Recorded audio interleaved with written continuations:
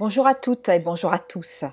Très heureuse de vous retrouver dans le cadre du programme Rhématique proposé par le ministère Prie, Croit et Agit. À l'occasion de la fête des mères, nous discutons de l'image de l'homme et de la femme selon la volonté de Dieu que nous retrouvons dans Genèse 1, verset 27. Mon propos est de participer, parmi d'autres initiatives, à rétablir l'image de l'homme et de la femme selon le plan divin. On s'est quitté la dernière fois sur le fait que hommes et femmes sont de même nature et donc égaux. Quelle belle nouvelle! Et pourtant, toutes sortes d'attitudes ont cherché à corrompre ce plan divin, en emmenant des concepts comme le sexisme, le machisme, visant à déformer l'image d'égalité et d'équilibre initial consenti au Créateur, à sa création. Et pourquoi cela est contesté? Le péché est passé par là. En Éden, notamment, deux arbres sont présents. Un qui donne la vie et un autre qui enlève la vie. Le libre arbitre est en place. L'homme et la femme choisissent l'arbre de la connaissance du bien et du mal. En choisissant d'en manger le fruit, ils ont consommé la rébellion, l'anarchie.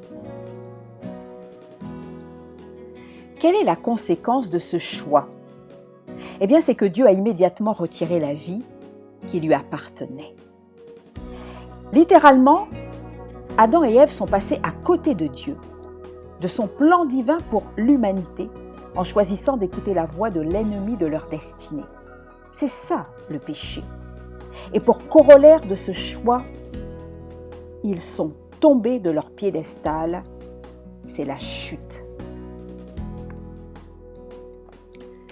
Mais heureusement, il y a un plan de salut.